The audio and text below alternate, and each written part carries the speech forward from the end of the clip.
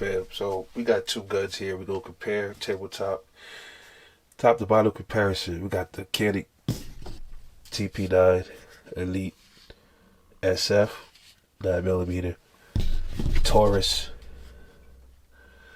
G2C.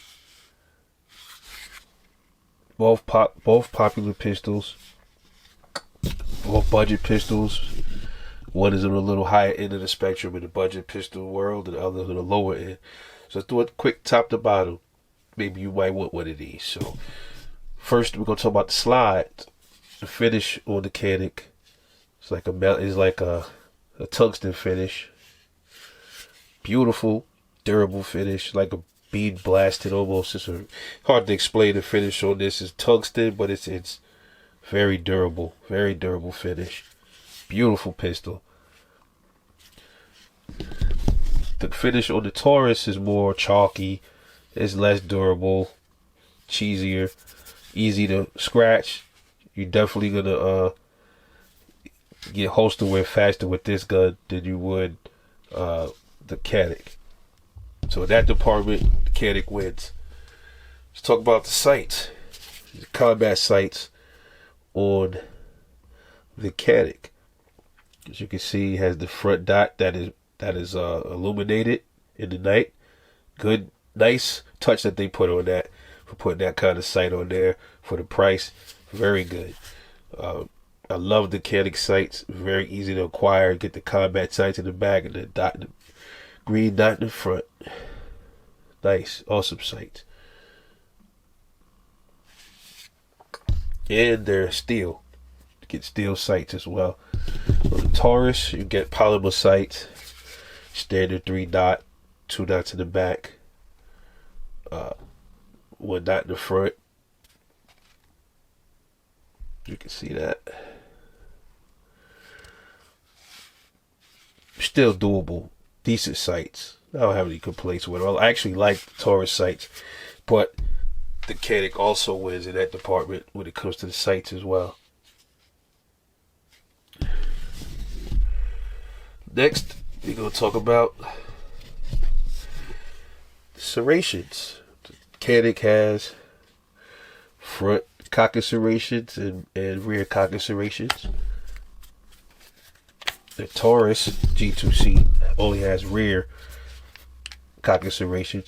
If you want front cocking serrations, go get yourself a Taurus G3C, the updated version to this gun.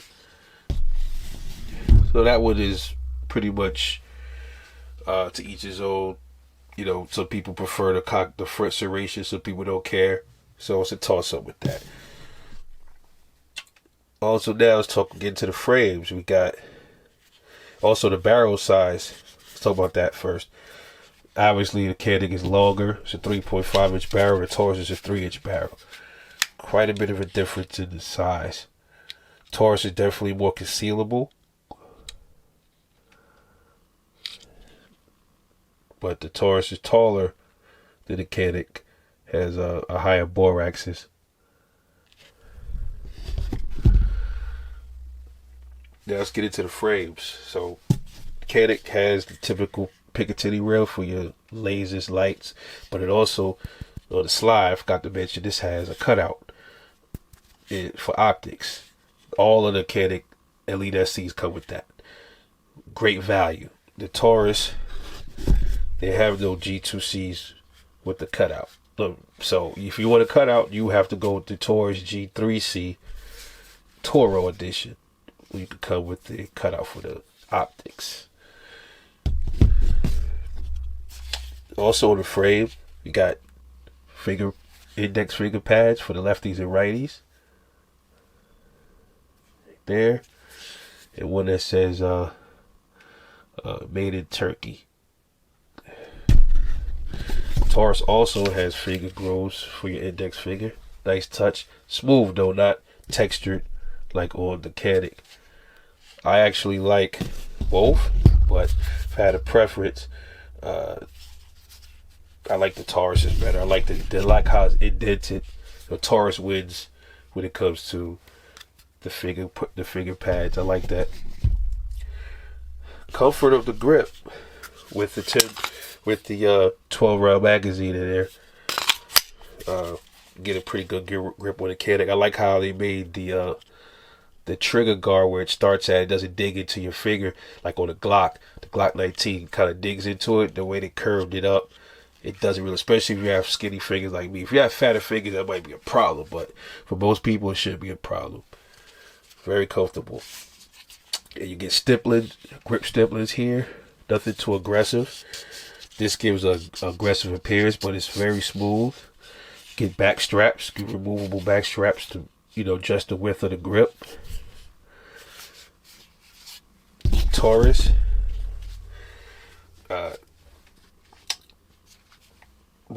To me, the Taurus feels a little bit more comfortable. It depends on who you are. The Taurus just feels a little bit more, just a little bit more comfortable. The Taurus grip is with the 12 round mag in there. The Taurus's grip is a little bit more comfortable. It also has stippling here. That's a little bit more aggressive than the Canik's, but not like the Smith & Wesson's grip. Oh my gosh, the Shield 9 Plus, man, that thing. Smith & Wesson, they gotta redesign those stipplings on that thing. Is really it's sharp. Yeah, it's sharp. It's like real, like they really put sandpaper on that shit. But this one just gives the appearance. But it's there for you to get a good grip, and not for you to lose your grip if your hands are wet. It works great. Also, you have your thumb rest here too for your thumb. The Canik has it too. They both have thumb rest. The Taurus is pretty good for ambidextrous thumb rest, and the Canik has ambidextrous thumb rest. The Canik's is more comfortable. I like the thumb rest on the Canik better.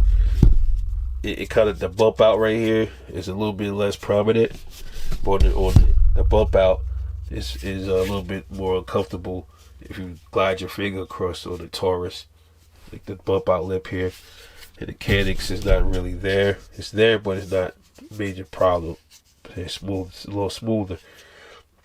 The magazine release on the Canik, square mag release.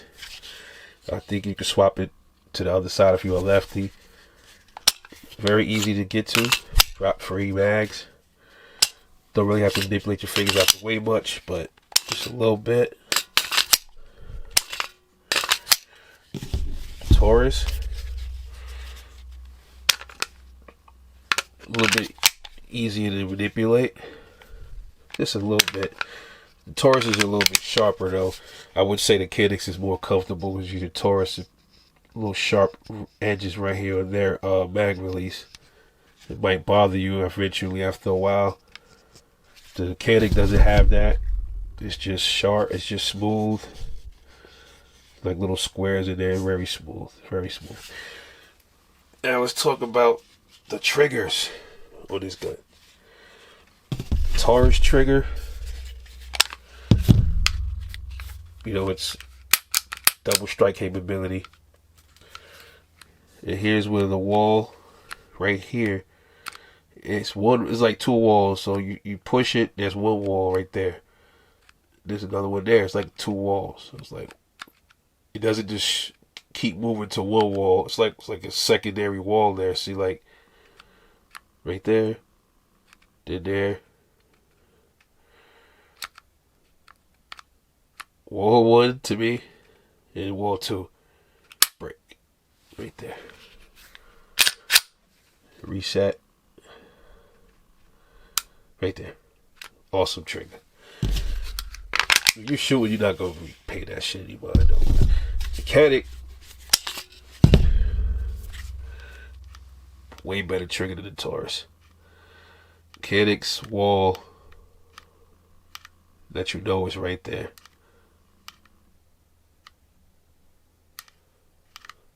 So it was like a double wall too, but it's like, yeah, see, right there is where the final wall is. I just rack it. Sorry. There you go. Same deal. Right here. Boom, break. Reset. Oh, right there. Sweeter reset. Definitely a better trigger with the Canik. Definitely a nice smooth trigger on both Canics. I love my SF trigger is so smooth. This one feels almost a little better than the SFs.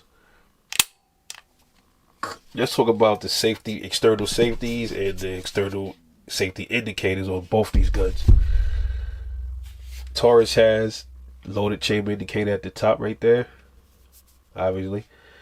Also, it has a safety, external frame safety there.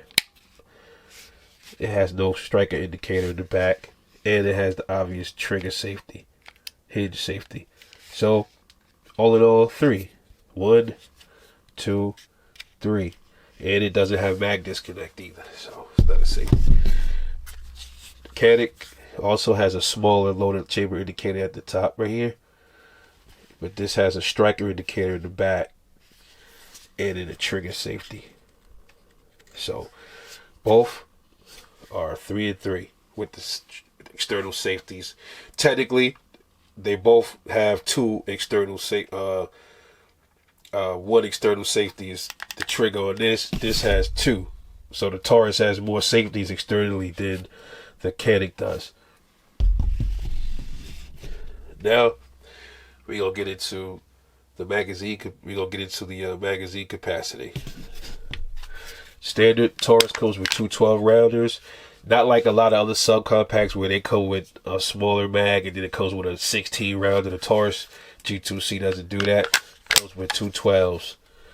I guess they have more concealed carry on their mind when they designed this gun to not carry a bigger magazine. The Canik comes with 1 12-round magazine and I think it's a 16-round magazine. Yeah. So, in the capacity department, the Canik wins. Yeah, let's talk about the breakdowns and everything. Right here, standard Glock style. You know, just how you break down the Taurus with you pull down on the 2 tabs on both sides, kind of like the Glocks, and then you pull down, press the trigger, take down the slide. Canik's same kind of deal, but more updated and more profound. You push down on these tabs right here. See, they're ready to come down already. Snap it back in place.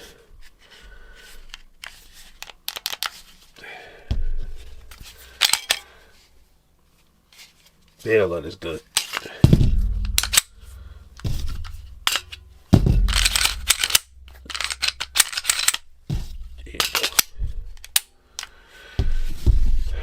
So, let's do the weights.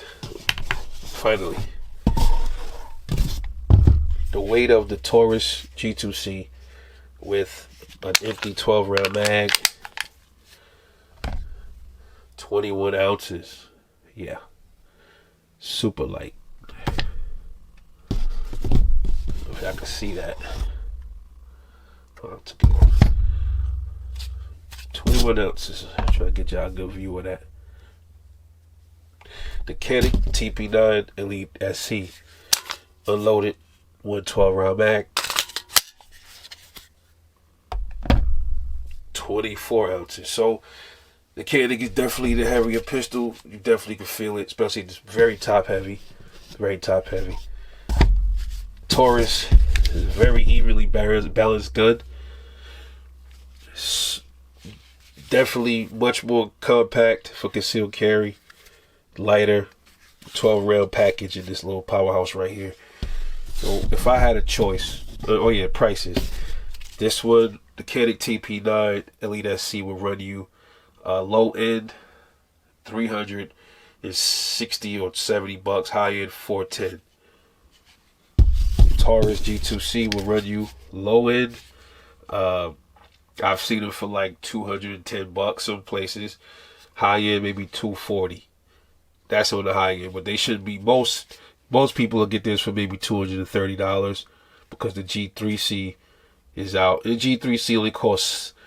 I've seen the G3Cs priced at the same as the G2C, sometimes more. You're gonna pay more for the Turo, obviously, but the price actually goes to the Taurus. All right, so all in all, where the Taurus wins at is price and the grip. Slightly more comfortable than the Canik, slightly. That is the only two things I can find that the Taurus has over the Canik. The Canik wins with the quality of the finish, the sights, the trigger, the magazine capacity. So, definitely, I'm going with the Canik over the Taurus. Absolutely. Let me know what y'all think. This is Rebel 9. I'll catch y'all later on the next one.